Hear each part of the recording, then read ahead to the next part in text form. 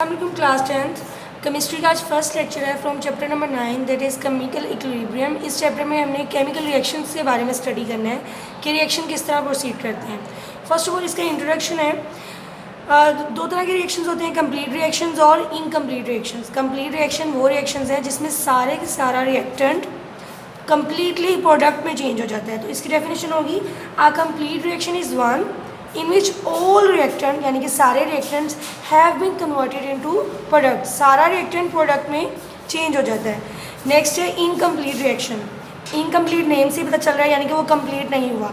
It's mean के जो reactant हैं वो प्रोडक्ट बनाएंगे और उसी कंडीशंस पे प्रोडक्ट दोबारा से रिएक्टेंट बनाना शुरू हो जाएंगे यानी कि रिएक्शन कंप्लीट नहीं होगा। तो most chemical reactions do not go to completion. ज़्यादातर जो रिएक्शंस होते हैं वो कंप्लीट नहीं होते हैं। बिकॉज क्यों कंप्लीट नहीं होते हैं? क्योंकि products react themselves to form the reactant, यानी कि जो रिएक्टेंट से प्रोडक्ट बन रहे थे वही प्रोडक्ट्स दोबारा से रिएक्ट करके रिएक्टेंट्स बनाना शुरू कर देते हैं। तो हम क्या कहेंगे? No further change take place. अब जब हम उस केमिकल रिएक्शंस को चेक करते हैं तो हमें पता चलता है ना ही रिएक्टेंट्स में कोई चेंज आ रहा है और ना ही प्रोडक्ट में कोई चेंज आ रहा है। तो क्या हम कहेंगे? Quantities of reactant and product remain unchange. Unchange यानी कि चेंज नहीं होते। अब इस बात का क्या मतलब है? इसका मतलब है कि जितना ही रिएक्टेंट प्रोडक्ट में चेंज होगा दोबारा से प्रोडक्ट उतने ही प्रोडक्ट रिएक्टेंट में चेंज हो जाएंगे। तो एज अ ओवरऑल जब हम देखेंगे तो उनकी क्वांटिटीज़ चेंज नहीं होंगी। तो हम क्या कह सकते हैं? It seems the reaction has stop. तो देखने से हमें ऐसे लगेगा कि रिएक्शन तो चल ही नहीं रहा, रिएक्शन स्टॉप हो चुका है। But in fact reaction stop नहीं होता। In reaction do not stop and take place in both direction, यानी कि दोनों साइड पे जाएंगे ना, प्रोडक्ट की तरफ भी और रिएक्टेंट की तरफ। तो हम कह सकते हैं reaction take place at both directions at equal rate. उसकी स्पीड एक ही होती है and attain the equilibrium state. और एक ऐसी स्टेट आ जाती है कि उसमें इक्विलिब्रियम अटेन हो जाता है।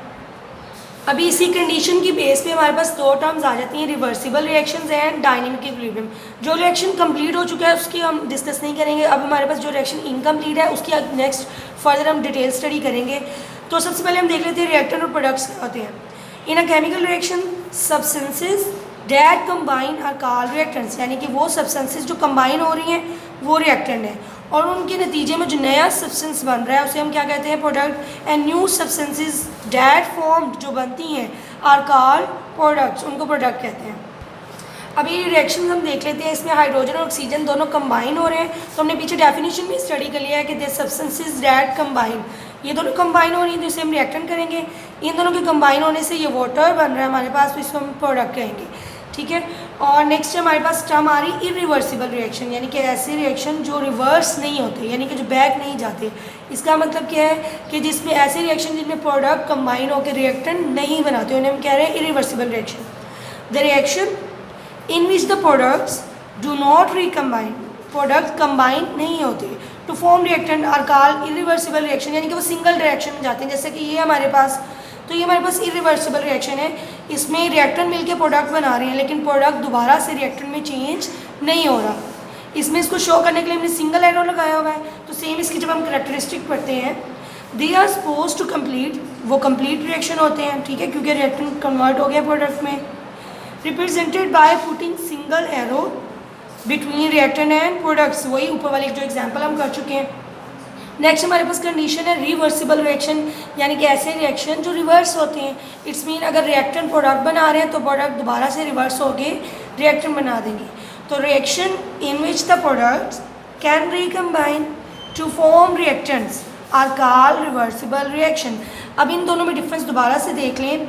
इरिवर्सिबल में products do not combine, combine नहीं करते, और रिवर्सिबल रिएक्शन में प्रोडक्ट कंबाइन करके दोबारा से रिएक्टेंट बना देते हैं। अब रिवर्सिबल रिएक्शन की कैरेक्टरिस्टिक हैं, these reaction never go to completion, वो कंप्लीट नहीं होंगे। क्यों कंप्लीट नहीं होंगे? अगेन वही बात, जितने रिएक्टेंट प्रोडक्ट बनाएंगे उतने प्रोडक्ट टूट के दोबारा से रिएक्टेंट बनाएंगे तो रिएक्शन कंप्लीट नहीं होगा। They are represented by double arrow, इसको डबल एरो से शो किया जाता है जाके ताकि हमें पता चले कि रिएक्टेंट और प्रोडक्ट एक दूसरे में इंटर कन्वर्टेबल है। प्रोसीड इन बोथ वेज, दोनों साइडों पर जाता है। कंसिस्ट ऑफ टू रिएक्शन, दो तरह का रिएक्शन होगा, एक फॉरवर्ड रिएक्शन जो कि प्रोडक्ट्स की तरफ जाएगा और एक रिवर्स रिएक्शन जो कि प्रोडक्ट चेंज होंगे रिएक्टेंट में। Thank you students.